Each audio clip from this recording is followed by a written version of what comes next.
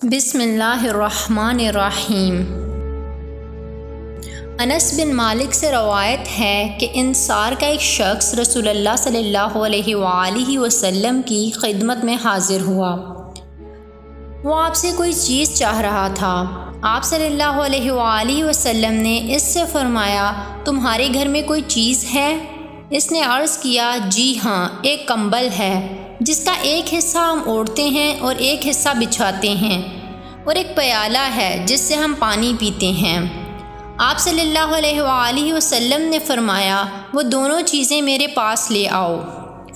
وہ گیا اور ان کو لے آیا۔ رسول اللہ صلی اللہ علیہ وآلہ وسلم نے ان دونوں کو اپنے ہاتھ میں لیا، پھر فرمایا، انہیں کون خریدتا ہے؟ ایک شخص بولا، میں یہ دونوں چیزیں 1 درہم میں لیتا ہوں۔ آپ صلی اللہ علیہ وآلہ وسلم نے فرمایا، 1 درہم پر کون بڑھاتا ہے؟ یہ جملہ آپ صلی اللہ علیہ وآلہ وسلم نے 2 سے 3 بار فرمایا۔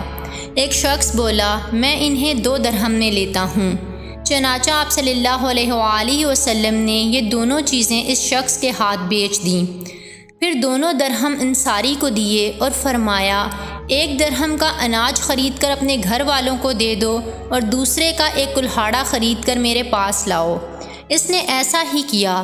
رسول اللہ صلی اللہ علیہ وآلہ وسلم نے اس کلہاڑے کو لیا اور اپنے ہاتھ سے اس میں ایک لکڑی جما دی اور فرمایا، جاؤ اور لکڑیاں کاٹ کر لاؤ اور بیچو، اور 15 دن تک میرے پاس نہ آؤ۔ چنانچہ وہ لکڑیاں کاٹ کر لانے لگا اور بیچنے لگا۔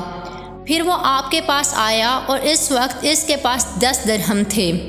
آپ صلی اللہ علیہ وآلہ وسلم نے فرمایا، کچھ کا غلہ خرید لو اور کچھ کا کپڑا۔ پھر آپ صلی اللہ علیہ وآلہ وسلم نے فرمایا، یہ تمہارے لیے اس سے بہتر ہے کہ تم قیامت کے دن اس حالت میں آؤ کہ سوال کرنے کی وجہ سے تمہارے چہرے پر داغ ہوں۔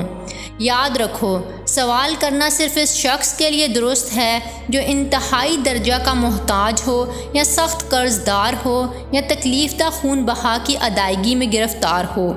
سنن ابی ماجہ۔